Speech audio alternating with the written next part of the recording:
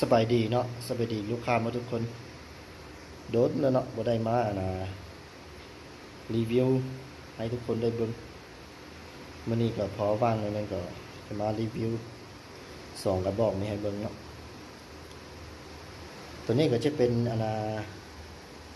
M3 เด้อตัวนี้ M3 ปี24เด้อตัวนี้ปี24กล้องเป็นกล้อง VSA เนาะเป็นหมายจำเด้อตัวนี้เส้นเล็งเป็นหมายจำทางจะเป็นทางคาร์บอนขนาดเป็น 0.5S เด้อเราก็เป็นเราที่แค่50 เซน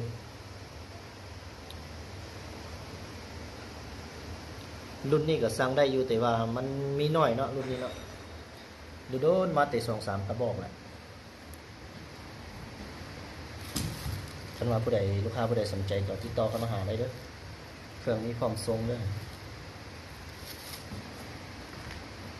งามจังนี่แหละเป็นสาก